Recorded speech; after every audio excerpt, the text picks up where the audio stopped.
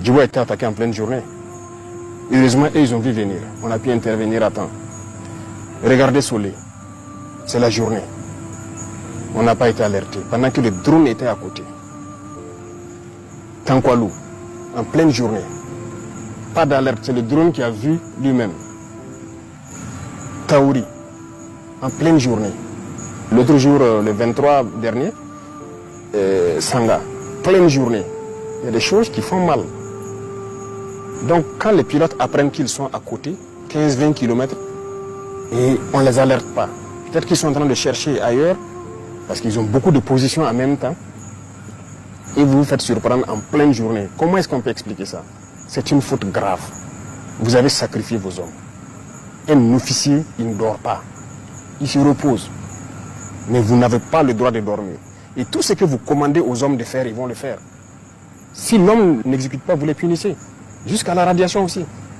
Donc il y a des responsabilités et c'est lourd. Et les gens doivent se réveiller. On a eu des cas où des gens signalent l'arrivée d'ennemis. Les drones arrivent et ils les demandent donc c'est quel côté. On observe, on ne voit pas. Il dit non, on avait signalé là-bas. On dit qui a signalé? Est-ce que tu as quelqu'un? Vous voyez les antennes, les pylônes là? Presque dans toutes les communes, il y a des pylônes. On dit aux gens même de monter là-bas et guetter au loin, ça vous permet de voir en profondeur. Ils ne le font pas. Les pilotes le demandent, est-ce que tu as mis quelqu'un dans l'antenne pour observer au loin, pour nous guider? Il dit oui. Et le pilote lui répond, vous mentez, je suis à votre verticale, il n'y a personne sur l'antenne. Il se rend compte maintenant que c'est la réalité. Mais vous mentez à qui? Ça, ce n'est pas un comportement d'officier. On a connu ces cas, beaucoup de cas comme ça. Donc, on ne peut pas être soucieux de la vie de vos hommes plus que vous-même l'officier sur le terrain. Donc voilà pourquoi, avant l'année passée, en J, on avait dit ceux qui veulent quitter l'armée n'ont qu'à quitter. Il y a une note du ministère de la Défense. Si vous ne quittez pas, vous allez assumer si vous fautez. Et pour moi, c'est une trahison. Lorsqu'un officier ne fait pas travailler ses hommes, ne prend pas toutes les mesures.